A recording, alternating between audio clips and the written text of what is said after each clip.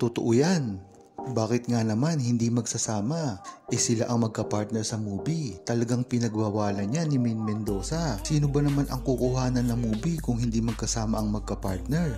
Malamang AI ang gagamitin dyan na magkasama sila dahil napapabalita na rin ang pagbubuntis ni Kathryn Bernardo. Kaya syempre ay iwas talaga sila dito. Syempre nga naman, alam ni Alden Richards, Maine Mendoza ang galawan na pag magkasama sila ay magkasama rin sila ng tutuluyan at isang hotel. Ganyan na rin kasi ang nangyari dati kay Maine Mendoza at Alden Richards nung nasa Italy sila. Kung matatandaan ng Aldab Nation, talagang magkasama si Maine Mendoza at Alden Richards sa iisang hotel lamang at tila ipinakita pa nila ang mga kanya-kanya nilang kwarto. Kaya ganyan din ang mangyayari at alam ni Alden Richards at Maine Mendoza kung ano ang mangyayari kung magkasama ang isang babae at isang lalaki sa ibang bansa.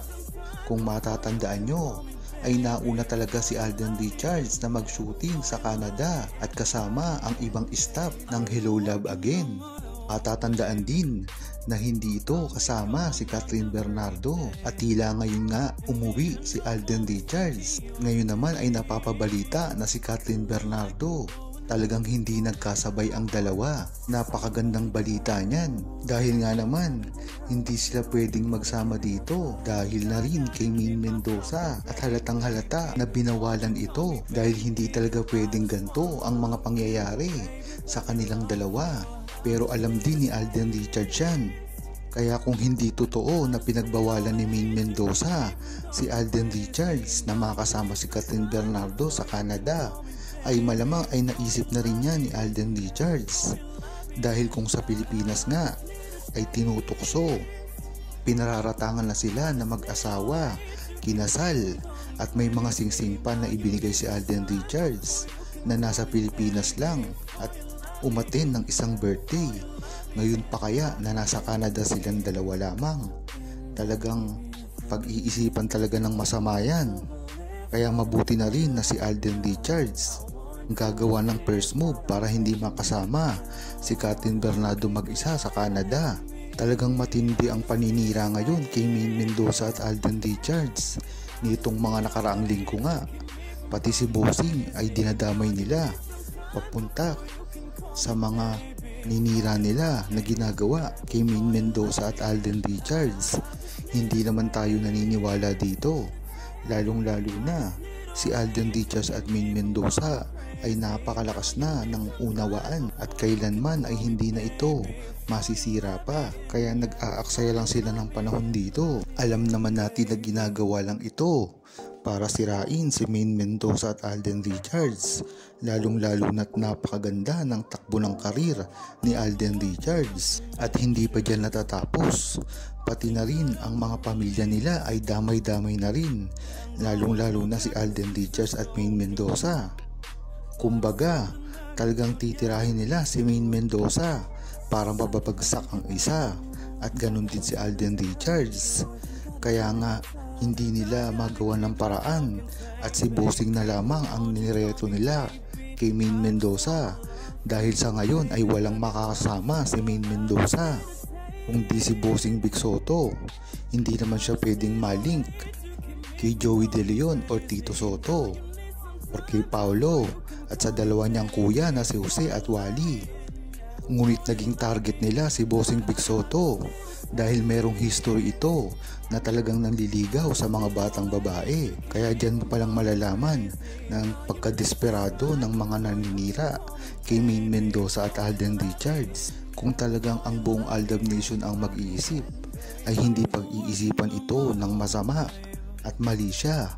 Dahil si Bossing pa nga mismo ang nagsabi at nagkumpirma ng ginawang pagpapakasal, pagiging mag-asawa at mga anak. Kaya talagang imposible na gawin ito at talagang kaduda-duda ang ginagawa kay Maine Mendoza at Alden Richards para lamang sirain.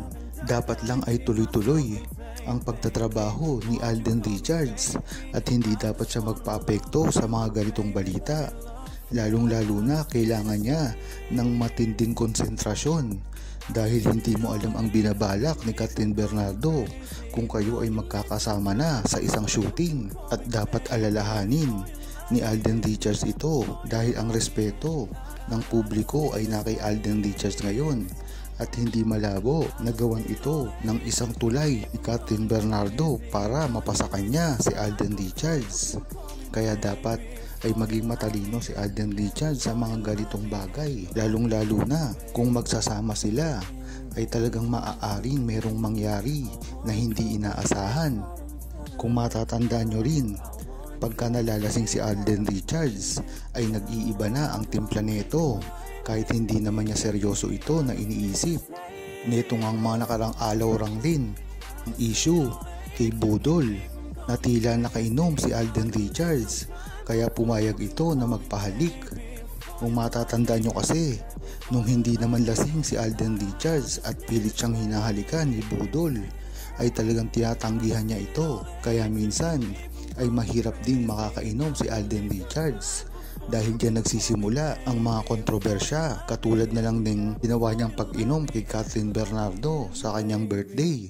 Dito rin nagsimula ang issue patungkol sa pagbubuntis ni Kathryn Bernardo at nagsama sila sa iisang kwarto. Kinaarawan ay nakitang hindi ito totoo, kaya dapat mag-ingat si Alden Richards at dapat kontrolin din ni Maine Mendoza dahil talagang nakakabahala pag nakakainom si Alden Richards. Alam natin na malakas ang kontrol ni Alden Richards, ngunit hindi ito kaya na kontrolin ang sarili niya pag ito ay nakainom na. Ganon din ang nangyari kay Andrea Torres dati nung nakainom din si Alden Richards. Talagang magkalapit sila dito, kaya dapat pansinin ni Alden Richards ang kanyang mga kinikilos dahil minsan ay namamali ng interpretasyon ang buong tao at buong Aldab Nation sa ginagawa nito. Napansin nga ng buong Aldab Nation at mga netizen, nililiwanag dito ni Alden Richards na okay lang daw na gawin ang mga bagay kahit mag-isa lamang siya. Dito naman ididetalye ni Alden Richards na ang pilit na pagpapaamin sa kanya. Alam naman natin na ayaw gawin ni Alden Richards simula pa lamang nung una, dahil na rin kasi ito sa respeto sa kani-kanilang pamilya. Napansin kasi ng buong Aldab Nation na si Alden Richards ay nasasaktan na sa mga balita na kumakalat.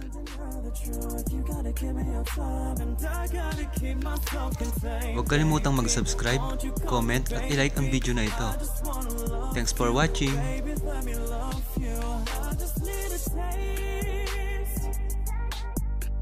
Need a way to keep me from going crazy. Now you need some time before you